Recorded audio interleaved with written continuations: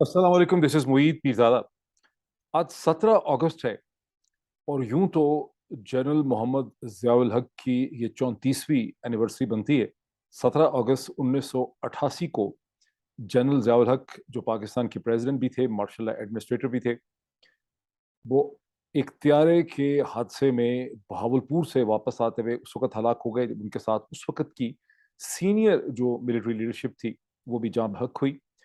और उनके साथ अमेरिका के एम्बेसडर ऑर्नल रॉफेल और उस वक़्त एक ब्रिगेडियर जो ब्रिगेडियर जनरल जिनको कहते हैं अमेरिका में, उनकी भी हलाकत हुई उसी त्यारे की साज़िश के अंदर। जनरल ज़ियाउल हक के त्यारे के बारे में जो सैगा है अब उनकी जो हलाकत है उसको भी 34 बरस गुज़र चुके हैं।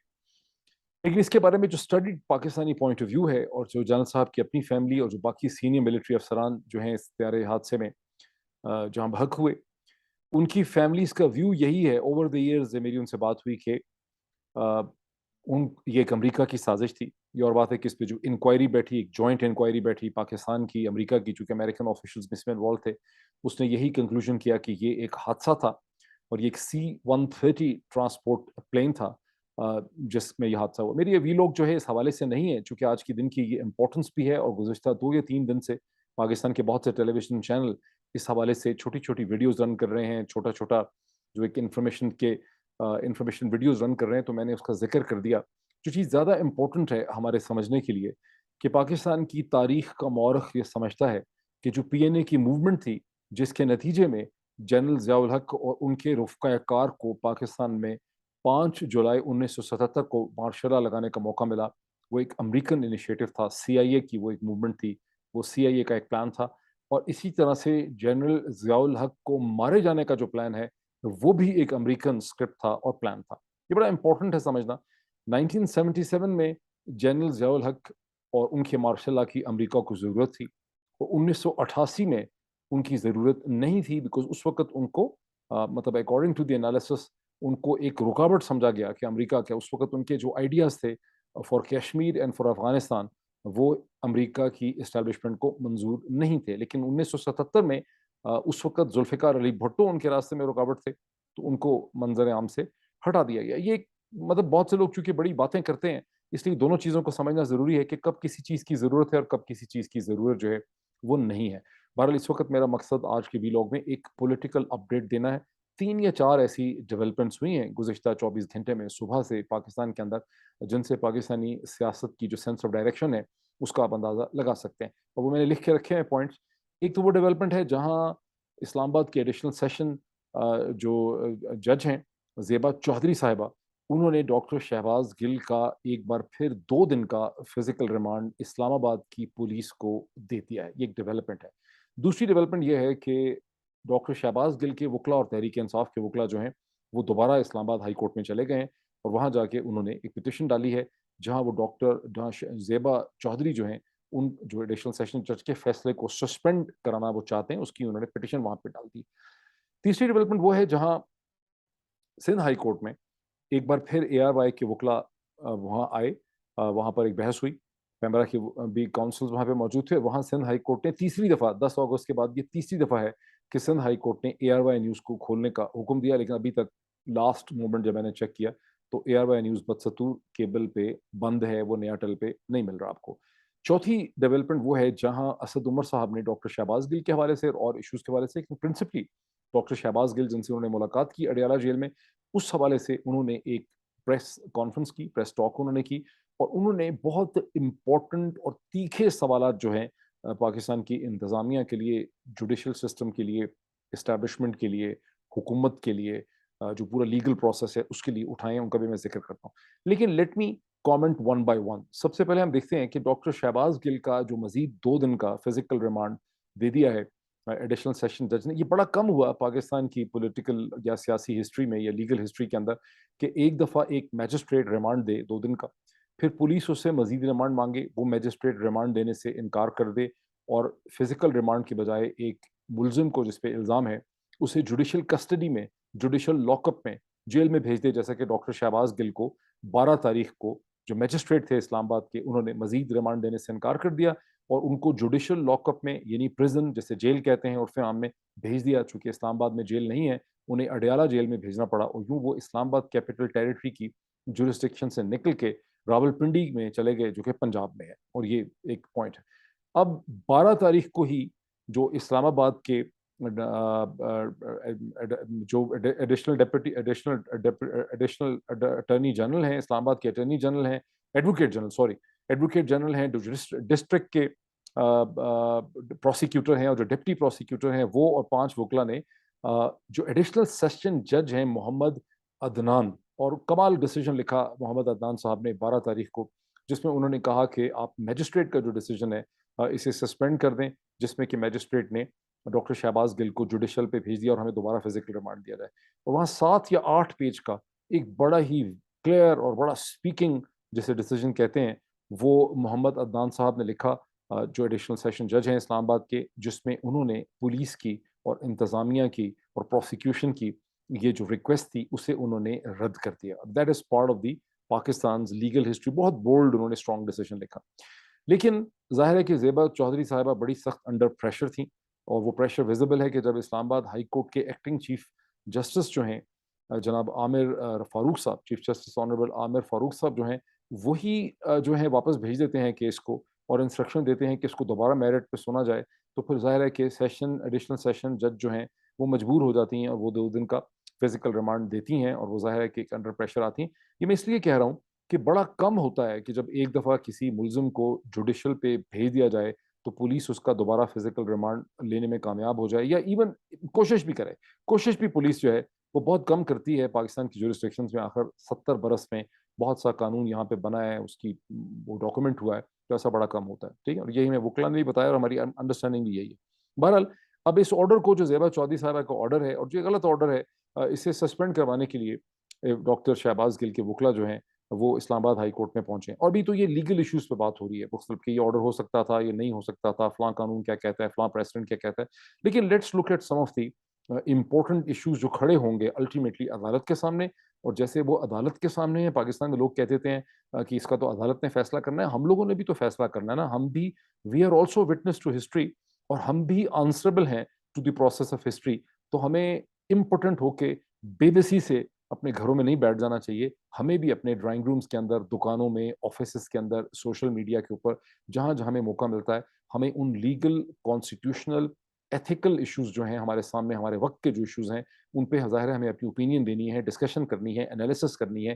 اسی لیے میڈیا ہے، اسی لیے سول سوسائٹی ہوتی ہے، اسی لیے پبلک سفیئر کا کانسیپٹ ہے، اور اسی لیے یورپ جو ہے وہ سب سے زیادہ کریٹو، اگر کوئی سوشل آرڈر ہے، پولیٹیکل آرڈر ہے گزشتہ 200 برس کا، تو وہ یورپین تہذیب ہے، جس کے اندر سے نارتھ امریکن تہذیب جو ہے اس نے ایمرج کیا ہے. باقی ساری دنیا کی بڑی سیکنڈری امپورٹنس ہے in terms of the ideas, جتنی کی امپورٹنس یورپین سویلائزیشن اور نارتھ امریکن سویلائزیشن کی ہے. تو یہ جو کانورزیشن ہے، اس میں پہلا امپورٹنٹ چیز ہے کہ اسلام آباد پولیس کو ڈاکٹر شہباز گل کی فزیکل کسٹڈی اور فزیکل جو ریمانڈ ہے وہ کیوں چاہیے. ڈاکٹر شہباز گل نے اچھا کہا، برا کہا، صحیح کہا، غلط کہا، بکواس کیا، لغو بات کی، وہ تو ٹیلی ویژن کے اوپر کی. وہ جو 20 منٹ کی کانورزیشن ہے ڈاکٹر شہباز گل کی، وہ تو مطلب ریکارڈ ہو چکی ہے. اس کا تو ٹرانسکرپٹ، اس کی ویڈیو اور اس کی آڈیو کا جو پورا ٹرانسکرپٹ ہے وہ تو پیمرا کے پاس موجود ہے. پیمرا نے اپنی جو شو کوز نوٹس بھیجا ہے اے آر وائی نیوز کو، اس کے اندر وہ موجود ہے، ساری دنیا اس کو دیکھ سکتی ہے. وہ تو اگر اس کو بین کیا ہے یوٹیوب پہ، ویسے وہ لوگوں کے پاس موجود ہے، لیکن اگر یوٹیوب کے اوپر وہ ڈسکشن نہیں ملتی اس لیے کہ پیمرا نے اس کو بین کیا ہوا ہے، اس لیے کہ اس کے خلاف ایک لیگل ایکشن ہے، لیکن اس کا پورا ریکارڈ ایگزسٹ کرتا ہے.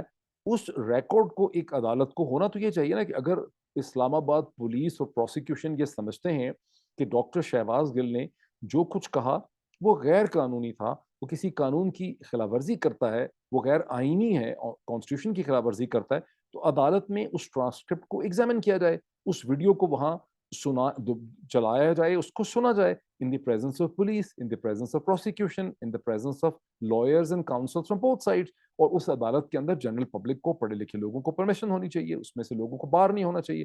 وہاں اس عدالت میں جب وہ پروسیڈنگ ہو تو پوری کی پوری پاکستانی میڈیا کو، ٹیلی ویژن اینکر پرسنس کو، جو ایڈیٹرز ہیں، جو رپورٹرز ہیں، جو کالمنسٹ ہیں، ان سب کو وہاں موجود ہونا چاہیے، ان کو پرمیشن ہونی چاہیے، بلکہ اس کی لائیو براڈ کاسٹ کر دیں تاکہ وہاں پر یہ ڈٹرمن ہو سکے کہ ڈاکٹر شہباز گل نے جو کچھ کہا، غلط کہا، صحیح کہا، بکواس کی، بڑی بدماشی کی انہوں نے، وہ کیا کہا انہوں نے، اس کا جو سبسٹنس ہے اس کو ایگزامن ہونا چاہیے.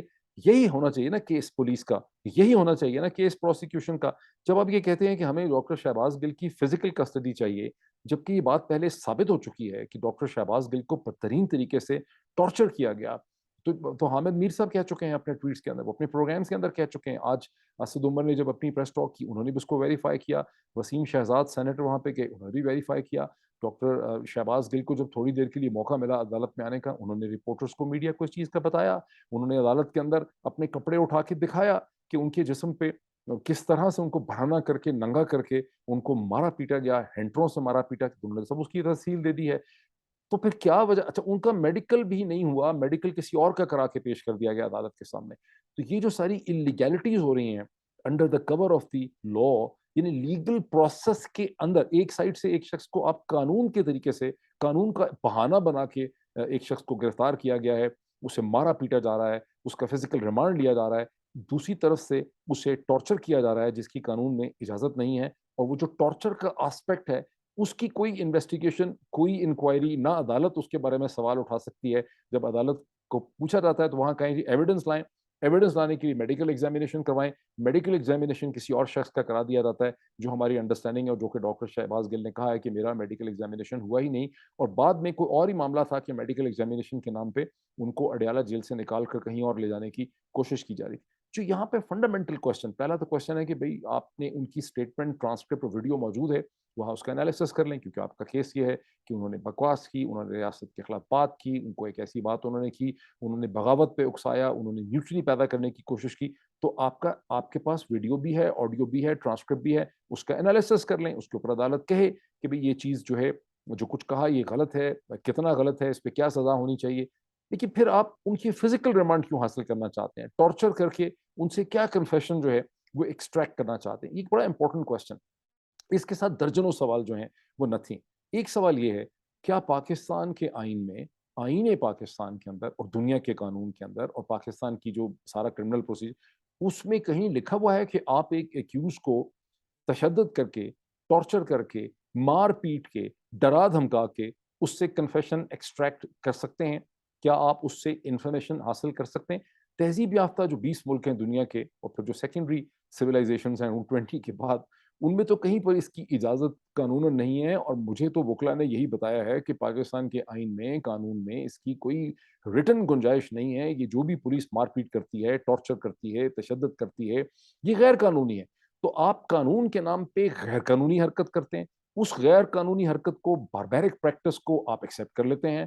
آپ اس کو سمجھتے ہیں یہ کوشر ہے, یہ جائز ہے, وہ کرنا ٹھیک ہے, لیکن جو چیز ہماری مرضی کے خلاف ہو رہی ہے وہ ٹھیک نہیں ہے. تو یہاں پہ ایشو ہے کہ کیا ٹارچر آپ کر سکتے ہیں, جو 2 دن کے لیے دوبارہ, جو کمزور ہماری جو جج صاحبہ ہیں, جن جج صاحب کو نہیں کرنا چاہیے تھا کیونکہ وہ ڈیسیجن کر چکی ہیں, اس لیے ان کی ڈیسیجن کی کوئی بھی کرٹیسزم ہو سکتی ہے. اس کی کرٹیکل ایویلیوشن کریں, نوئنگ فلی ویل یہ جج صاحبہ کی ذمہ داری تھی کہ وہ یہ کہتی, وہ اس کو انشور کرتی کہ دوبارہ فزیکل, پہلے تو فزیکل ریمانڈ دینے کا مقصد کیا ہے, یعنی آپ کہہ رہے ہیں کہ اس شخص کو آپ نے فزیکل حوالے کر دیا, اس کا مطلب ہے کہ آپ اس کو مار پیٹ سکتے ہیں, اس کو آپ ٹارچر کر سکتے ہیں. تو پھر یہاں تو عدالت اپنے مقصد میں فیل ہو گئی نا. کیا عدالت نے اس کی انویسٹیگیشن, انکوائری کی؟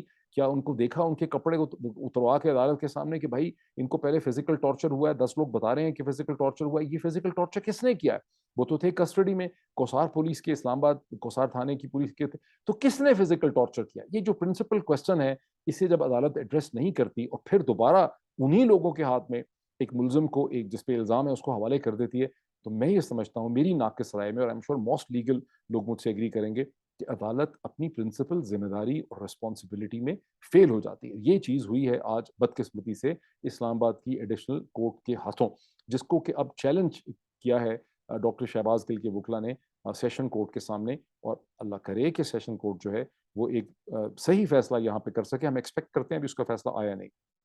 ٹھیک, اب ہم اس پہ آگے چلتے ہیں, اسمپشنز کی بات. اچھا, اب یہ ہے کہ جو کیس ہے وہ تو یہ ہے کہ انہوں نے بکواس کی, ان کو نہیں کرنی چاہیے تھی, انہوں نے بغاوت پہ اکسایا. لیکن اسمپشن یہ ہے کہ آپ کہہ رہے ہیں کہ ہمیں ان کا لیپ ٹاپ چاہیے, ہمیں ان کا فون چاہیے, ہمیں ان کی فلان چیز چاہیے. اس کا مطلب ہے کہ آپ کی اسمپشنز کچھ اور ہیں, آپ قیاس آرائی کے اوپر یہ کیس مبنی ہے, کہ آپ یہ ثابت کرنا چاہتے ہیں کہ ڈاکٹر شہباز گل نے جو کچھ کہا وہ ایک پلان تھا, وہ ایک پلاٹ تھا, وہ ایک سازش تھی. تو اس کا تو پھر لیگل طریقہ یہ ہے نا کہ پہلے آپ کے پاس ایویڈنس ہونی چاہیے कि साजिश हुई, एक प्लॉट था, उस प्लॉट में आपने तो वो तो फिर मुझे याद है कि मैं एक दफ़ा एक टेलीकॉम के बड़े सीनियर एग्जीक्यूटिव थे, फॉरेनर थे, पाकिस्तान में काम कर रहे थे, बहुत बड़ी टेलीकॉम कंपनी के सेकंड या थर्ड इन थे, और मैं उनके साथ थाईलैंड से आते हुए एक फ़्लाइट में था, और वो उन्होंने दुनिया की मुख्तलिफ जुरिस्डिक्शंस में टेलीकॉम कंपनीज़ में काम किया। उन्होंने मुझे कहा कि जितनी इंट्रूजन और जितना कंट्रोल और जितनी एक्सेस और जितनी मैनिपुलेशन और जितना जो है इलीगल इंट्रूजन पाकिस्तानी अथॉरिटीज़ और पाकिस्तानी गवर्नमेंट्स और एजेंसीज़ और जो लॉ इन्फोर्समेंट एजेंसीज़ हैं, वो टेलीकॉम कंपनीज़ के अंदर करती हैं लोगों के प्राइवेट डाटा को हासिल करने के लिए, और लिटरली उनको हर किस्म का प्राइवेट डाटा हासिल है। वो दुनिया में उसकी कोई एग्ज़ाम्पल नहीं मिलती। वो जहाँ-जहाँ उन्होंने मुख्तलिफ लीगल जुरिस्डिक्शंस में टेलीकॉम अथॉरिटीज़ के साथ काम किया, दुनिया की कोई टेलीकॉम अथॉरिटी इतनी ज़्यादा आज़ादी नहीं देती है हुकूमत को, हुकूमती इदारों को, कि वो लोगों के प्राइवेट डाटा, उनकी कम्युनिकेशन, उनकी कनेक्टिविटी वो मालूम कर सकें आसानी से कि एक्स वाई जेड ने किससे बात की, आदमी ने औरत से बात की, कितनी देर बात की, ये सब जो मालूमात हैं, ये पाकिस्तान के एजेंसीज़ को और पुलिस बड़ी आसानी से हासिल कर लेती है। तो फिर अगर ये सब कुछ आपके पास है ऑलरेडी एक्सेस, तो आपके पास तो फिर पूरा एक इन्वेस्टिगेटेड केस होना चाहिए, जिसे आपको अदालत के सामने पेश करना चाहिए। आप एक शख्स को मार पीट के, उसकी कन्फेशन लेके, उसके फ़ोन से क्या मज़ीद निकालना चाह रहे हैं, और दुनिया की कितनी जुरिस्डिक्शंस ऐसी हैं जहाँ से इस किस्म के, यहाँ मकबूजा जम्मू और कश्मीर में ऐसा होता होगा, लेकिन क्या दिल्ली शहर के अंदर भी ऐसा होता है? क्या मुंबई के अंदर भी ऐसा हो सकता है? क्या किसी भी सिविलाइज्ड माशरे के अंदर ऐसा होता है? तो ये बड़े इंपॉर्टेंट क्वेश्चंस जो हैं, कि यहाँ पे खड़े हो जाते हैं इस हवाले से कि यहाँ पे क्या करने की कोशिश जो है वो की जा रही है। अच्छा, फिर ये कि अदालत के सामने जो अटॉर्नी जनरल या एडवोकेट जनरल हैं, उन्हें किसी स्टेज पे ये भी साबित करना पड़ेगा कि डॉक्टर शहबाज गिल के वर्ड्स की अहमियत है क्या? क्या डॉक्टर शहबाज गिल के वर्ड्स से, अल्फाज से वो नतीजा निकाला भी जा सकता है? जो ये अदालत को देखना पड़ेगा कि जो प्रोसिक्यूशन ने निकाला है कि डॉक्टर शहबाज गिल ने बगावत करवाने की कोशिश की, नहीं, बगावत करवाने के लिए सिर्फ चंद फजूल अल्फाज ही बोलने ज़रूरी हैं, और वो अल्फाज भी यही हैं कि अफसरान जो हैं उनको गैर कानूनी अहकामात नहीं मानने चाहिए। इसको अदालत को एड्रेस करना पड़ेगा, because supreme court of Pakistan ने अनीता तौराब केस के अंदर ये कहा हुआ है कि ऑफिशियल्स जो हैं, जो सरकार के ऑफिशियल्स हैं, उनको इल्लीगल ऑर्डर्स नहीं मानने। ज़ाहिर है इसका इतलाक जितने भी रियासत पाकिस्तान के मुलाजिम हैं, जो उसके लिए काम करते हैं, उनके ऊपर इसका इतलाक होता है। दुनिया भर का कानून भी यही कहता है, और जो न्यूरनबर्ग ट्रायल था सेकंड वर्ल्ड वॉर के बाद, वो क्लियरली दुनिया भर की जो आर्म फोर्सेस हैं, उनके ऊपर भी कानून लागू हो जाता है। तो फिर हमारा इश्यू है क्या? हम ये मानते हैं, मैंने भी अपने वीलॉग में कहा था, former prime minister Imran Khan ने अपनी तकरीरों में एक से ज़्यादा दफ़ा कहा है, अपने टेलीविज़न इंटरव्यूज़ में कहा है कि डॉक्टर शहबाज गिल को नहीं कहना चाहिए था। ये जो चीज़ हम कह रहे हैं, ये हम कल्चरली तौर पे कह रहे हैं कि हमारे कन्वेंशन में, हमारे कल्चर के अंदर बहुत सी चीज़ें हम नहीं कहते। जैसे अगर आप गाली निकालें, आप वीलॉग में कोई लफ़्ज़ इस्तेमाल करें, तो लोग कहते हैं जी, लफ़्ज़ इस्तेमाल नहीं करना चाहिए। लेकिन उसकी कोई कानूनी हैसियत जो है, वो नहीं बनती है, और अदालत को भी देखना पड़ेगा कि डॉक्टर शहबाज गिल ने जो कुछ एआरवाई न्यूज़ की ब्रॉडकास्ट में कहा, उसकी लीगल वैल्यू क्या है? मुझे शक यही है कि चूँकि एडवोकेट जनरल जदून साहब को ये पता है, और उनके बाकी वकला को पता है कि ये पॉइंट पे वो जीत नहीं सकते, और ना ही डॉक्टर शहबाज गिल को सज़ा दिलवा सकते हैं। इसलिए एक ब्रॉडर केस और एक स्क्रिप्ट है कि उनको एक लार्जर प्लॉट में जो है वो फँसाया जाए, उनको दोबारा फिज़िकली मारा-पीटा जाए, शरीफ आदमी को मार-पीट के उससे कन्फेशन जो है हासिल की जाए। ये यहाँ पर इस वक़्त मामला है, और ये बड़ा बदकिस्मत मामला है जो हमारे सामने हम देख रहे हैं। अच्छा, अब हम तो बेसिकली सोशल वैल्यू इसकी हो सकती है। अब हम दूसरी डेवलपमेंट पे आ जाते हैं। इसका तो फैसला चंद घंटों में हो जाएगा। दूसरी हम डेवलपमेंट पे आ जाते हैं, जहाँ पर एआरवाई के वकला और पेमरा के वकला और काउंसिल्स जो हैं, वो सिंध हाई कोर्ट के सामने प्रेज़ेंट होते हैं, और सिंध हाई कोर्ट तीसरी दफ़ा 10 अगस्त के बाद से ये तीसरी दफ़ा 17 अगस्त को सिंध हाई कोर्ट एक बार फिर ये कहती है कि एआरवाई न्यूज़ की ब्रॉडकास्ट को खोला जाए, उसको उसी जगह पे रखा जाए, जहाँ पे वो केबल ऑपरेटर्स में 4 बजे 7 अगस्त को वो प्रेज़ेंट था। यहाँ से आपको सिंध हाई कोर्ट की बेबसी का भी अंदाज़ा होता है कि बजाय इसके कि सिंध हाई कोर्ट पैमरा के लोगों को गिरफ्तारी का ऑर्डर दे, उनके खिलाफ कंटेम्प्ट करे, उनको बरतरफ करने का ऑर्डर दे, वो फिर कह रही है कि 22 या 23 तारीख को चेयरमैन पैमरा को बुलाएँ, वो आके एक्सप्लेन करें, खोल के आएँ, सो ऑल। तो यहाँ आपको अब क्लियरली पता चल रहा है कि एआरवाई न्यूज़ के साथ जो कुछ भी हो रहा है, वो एक लीगल और कॉन्स्टिट्यूशनल वॉइड में हो रहा है। और चेयरमैन पैमरा क्या करेगा? चेयरमैन पैमरा तो सिंध हाई कोर्ट से भी ज़्यादा बेबस है।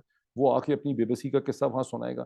نہ تو اس نے کون سا کوئی چیئرمین پیمرا نے اپلیکیشن اور مائنڈ کر کے اے آر وائی نیوز کو بند کیا. انہوں نے تو شو کوز نوٹس دیا تھا. شو کوز نوٹس 8 تاریخ کو ایشو ہوا تو 7 تاریخ کو تو چینل بند ہو چکا تھا شام کے 4 بجے. اس کا مطلب ہے کہ چینل کا بند ہونا بھی ایک لیگل وائڈ میں ہوا ہے. شو کوز نوٹس کے جواب سے پہلے ہی بند ہو چکا تھا. شو کوز نوٹس کا جواب پہلے سننا تھا, پھر پیمرا نے اپنا مائنڈ اس کے اوپر اپلائی کرنا تھا, پھر اس کو بند کرنا تھا. تو وہاں پر بھی ساری سچویشن بہت مرکی ہے, بہت کنفیوزنگ ہے. اب پرابلم یہ ہے, چیلنج یہ ہے کہ جب ایک ریاست یا حکومت ایک لیگل وائڈ میں آپریٹ کرتی ہے تو در حقیقت چونکہ لا جو ہے وہ تو ڈاکومنٹیشن ہے آف دی لاجک, تو پھر ایک ریاست جو ہے وہ لاجک کے ویکیوم کے اندر آپریٹ کرنے لگ جاتی ہے. اور جو ریاست اور حکومت ایک لاجیکل ڈسکنیکٹ میں آپریٹ کرتی ہے, اس کے چھوٹے موٹے افسران اور آفیشلز اس وقت ضرور یہ محسوس کرتے ہیں کہ وہ چیزوں کو ٹھیک کر لیں گے طاقت کے استعمال سے, لیکن در حقیقت ایسی ریاست جو لیگل اور جو بیسکلی لاجیکل ویکیوم کے اندر آپریٹ کرتی ہے وہ دن بدن کمزور ہوتی چلی جاتی ہے. اور یہی المیہ ہے پاکستان کی ریاست کا, جو دن بدن دنیا کی نظروں میں کمزور ہوتی چلی جاتی ہے. اس کی کمزوری یہ ہے کہ وہ اپنے آپ کو لیوریج نہیں کر سکتی دنیا کے سامنے. ایک انٹر ڈیپینڈنٹ, ایک میسیولی گروئنگ انٹر ڈیپینڈنٹ ورلڈ میں پاکستان کی ریاست اپنے آپ کو ایکسپلین نہیں کر سکتی. اس کی عزت نہیں ہے, اس کی رسپیکٹ نہیں ہے, سبھی مانتے ہیں. اس کی ریجنل کنیکٹیوٹی نہیں ہے, اس کی انٹرنیشنل کنیکٹیوٹی نہیں ہے. دنیا کے امپورٹنٹ فورا میں اس کی اہمیت ہر آنے والے سال اور ڈیکیڈ کے ساتھ سلپ کرتی چلی جا رہی ہے, کم ہوتی چلی جا رہی ہے. یہی ریاست 1950 میں کہیں زیادہ امپورٹنٹ اور ریسپیکٹڈ تھی. 1960 میں اس کی رسپیکٹ میں کمی آئی. 70 کی دہائی کے بعد اس کا سائز زیادہ ہو گیا. پھر جو جنگیں ہوئی افغانستان میں, اس کی ڈرگ کلچر, کلیشنکوف کلچر کے الزام لگتے چلے گئے. تو جب یہ ریاست اپنے اندرونی معاملات کو کسی لاجک سے ہینڈل نہیں کر سکی تو اس کی رسپیکٹ, اس کی پریسٹیج, اس کی گلوبل کنیکٹیوٹی میں کمی ہوتی چلی گئی. گلوبل پلیئرز نے اس کو استعمال ضرور کیا, لیکن وہی امریکہ جو پاکستان کا بازو پکڑ کے اس کو استعمال کرتا ہے, خود اپنے سسٹم کے اندر وہ پاکستانی ریاست کو, پاکستانی اداروں کو کسی بھی طرح سے ریسپیکٹ سے نہیں دیکھتا. یہی صورتحال ورلڈ بینک کی ہے, ایشین ڈیولپمنٹ بینک کی ہے, آئی ایم ایف کی ہے, دنیا بھر کی حکومتوں کی ہے. اور اس کی وجوہات یہی ہیں کہ جب ایک ریاست اپنے قانون, اپنے آئین, اپنی لاجک جو خود اس نے لے ڈاؤن کی ہے اس کو ریسپیکٹ نہیں کرتی, اسے اوبے نہیں کرتی, تو اس کی ویلیو جو ہے وہ کم سے کم ہوتی چلی جاتی ہے اور وہ کنفیوژن کا شکار ہوتی چلی جاتی ہے. سو یہ کنفیوژن جو ہے وہ ہم اس وقت دیکھ رہے ہیں. جو اے آر وائی نیوز کے کیس میں بھی ہم یہی چیز دیکھ رہے ہیں, اور ڈاکٹر شہباز گل کے کیس میں بھی یہی چیز دیکھ رہے ہیں. دو چیزیں بہت امپورٹنٹ ہیں اے آر وائی کے کیس میں, کہ اے آر وائی کے اوپر جو کیس بنایا گیا اے آر وائی نیوز کا, اے آر وائی نیوز جو ہے وہ ایک چینل ہے, وہ ایک پلیٹ فارم ہے جس کے اوپر ایک بوکے آف پروگرامز اور براڈ کاسٹ آتے ہیں جو درجنوں کے حساب سے ہیں. وہ ایک پروگرام کے 20 منٹ کے 2 منٹ کے 2.5 منٹ کے اندر اگر کسی نے کوئی چیز غلط کی ہے اس کے لیے ایک چینل رسپانسبل نہیں ہو سکتا. اور پاکستان میں تمام ٹیلی ویژن چینلز اور پروگرامز کو لا آف سیف ہاربر میں کور ہونا چاہیے, جہاں پہ وہ رسپانسبل نہیں ہے کہ لائیو براڈ کاسٹ میں اگر کوئی چیز کوئی کہتا ہے. اور ایم شیور کہ ہم اس کی طرف جا سکیں گے. خود اے آر وائی کو جب اس کو واپس آنے کا موقع ملے, اور باقی تمام ٹیلی ویژن چینلز کو یہ پلیڈ کرنا چاہیے کہ انہیں پروٹیکشن ملنی چاہیے under the law of safe harbour. دوسری چیز یہ ہے کہ جتنے بھی کیبل آپریٹر چینلز ہیں یہ سب کے سب جو ہیں یہ ایک ریسٹرکٹڈ ایکسیس کے چینلز ہیں. یہ اس طرح سے میس میڈیا تو ہے بھی نہیں جس طرح سے, مطلب یہ میں چونکہ اسٹوڈنٹ ہوں اس کا, میں نے ایم فل کیا ہوا ہے اس کے اندر, ایم ایس سی کی ہوئی ہے یہاں پہ لندن اسکول آف اکنامکس میں, in the concept of media regulation میرا سبجیکٹ تھا. تو یہ اوپن میس میڈیا اس طرح سے نہیں ہے بیکاز یہ ریسٹرکٹڈ ایکسیس کے میڈیا ہیں. آپ جب اے آر وائی دیکھتے ہیں اپنے کیبل پہ تو آپ اس کے چینل کو سلیکٹ کرتے ہیں, وہاں پہ آپ کے 100 چینلز ہیں, اس میں سے آپ ایک چینل کو دیکھنے کا فیصلہ کرتے ہیں. تو یہ آپ کی چوائس ہے. اس کو اگر پاکستان کی ریاست مزید ریسٹرکٹ کرنا چاہتی ہے تو آپ کیبل آپریٹرس کو کہیں کہ ہر لوگ جو ہیں وہ فارم بھر کے ایک فارم بھرا کریں کہ انہیں کون کون سے چینل چاہیے, وہ کون کون سا بکے چاہیے. جس طرح سے برطانیہ میں ہے, جس طرح سے امریکہ کے اندر ہے, آپ اپنے چینلز کو سلیکٹ کرتے ہیں, آپ اپنے بکے کو سلیکٹ کرتے ہیں, اور آپ کو اس کو ایڈیشنل پیسے دینے پڑتے ہیں. 5 روپے 10 روپے اس کے ایڈیشنل پیسے ہو جائیں گے ہر چینل کے. ویسے بھی چینلز کی سبسکرپشن ہونی چاہیے, تو اس کے بھی بہت سے طریقے ہیں. تو یہ اسی طرح سے ہے جیسے جو میرا یوٹیوب ہے, جو میرا ٹویٹر ہینڈل ہے, جو کسی کا فیس بک پیج ہے, آپ سب کے ہیں, یہ سب ایک ریسٹرکٹڈ ایکسیس ہیں جس کے لیے پہلے آپ کے پاس ایک کمپیوٹر ہوگا, پھر انٹرنیٹ ایکسیس ہے, پھر براڈ بینڈ ہے, پھر آپ کا فیصلہ ہے. تو آپ فیصلہ کر کے اس کو دیکھتے ہیں, آپ فیصلہ کر کے جیو دیکھتے ہیں, آپ فیصلہ کر کے اے آر وائی دیکھتے ہیں. یہ کچھ زبردستی آپ پہ ٹھوسا تو نہیں جاتا, it's a matter of choice. تو لوگوں کی چوائس جو ہے وہ بند کر دی ہے. پاکستان کی حکومت نے اپنے ایک لیگل انٹرپریٹیشن کے پوائنٹ آف ویو سے, چونکہ سارا کا سارا قانون ہی عجیب و غریب طریقے سے بنایا اور اس کی اپلیکیشن عجیب و غریب طریقے سے چلی آ رہی. اسد عمر صاحب کی جو پریس کانفرنس تھی اس میں انہوں نے بہت ہی امپورٹنٹ نقطہ یہ اٹھایا کہ ڈاکٹر شہباز گل نے جو کچھ بھی کہا صحیح یا غلط ہے، اس کو کمپیئر کرنا ضروری ہے۔ جو کچھ خواجہ آصف صاحب نے کہا جب انہوں نے کہا کہ افواج پاکستان نے لوگوں کی ہڈیوں کے اوپر سے گوشت اتار کے کھا گئے ہیں، اسے نچوڑ گئے ہیں، ان ادر ورڈز ان کو پیراسائٹ کہا، اس پہ کوئی ایکشن نہیں ہوا۔ جو محترمہ مریم نواز صاحبہ نعرے لگواتی رہیں یہ جو وردی ہے اس کے پیچھے یہ جو دہشت گردی ہے اس کے پیچھے وردی ہے، جو نام لے لے کے مریم نواز صاحبہ اور نواز شریف صاحب خود باتیں کرتے رہے، جب اس کا کوئی لیگل محاسبہ نہیں ہوا تو آپ کلیئرلی ایک ڈسٹنکشن کر رہے ہیں کہ وہ تو قابل معافی ہیں، وہ جو کچھ کہتے ہیں وہ اگنور ہو جاتا ہے، لیکن ڈاکٹر شہباز گل چونکہ کمزور ہیں، ڈاکٹر شہباز گل کے پیچھے چونکہ اس قسم کی طاقت نہیں ہے، سرمایہ نہیں ہے، کوئی قبیلہ نہیں کھڑا جیسے مولانا فضل الرحمان کے پیچھے کھڑا ہے، تو آپ ان کو تو ٹارگٹ کر سکتے ہیں۔ جب لاء میں آپ سلیکٹیوٹی کرتے ہیں ایشوز کو پک کرنے سے، تو بھی لاء کا انسٹرومنٹ اور اس کا احترام اور اس کی رسپیکٹ جو ہے وہ کمزور ہو جاتے ہیں۔ ہمیں بہت امید ہے کہ اسلام آباد ہائی کورٹ کے سامنے کم از کم ان تمام چیزوں کو دیکھیں گے جب یہ وکلا وہاں پہ اس کی بحث ہوگی جو اس وقت وہاں پہ جاری ہے۔ Thank you so much.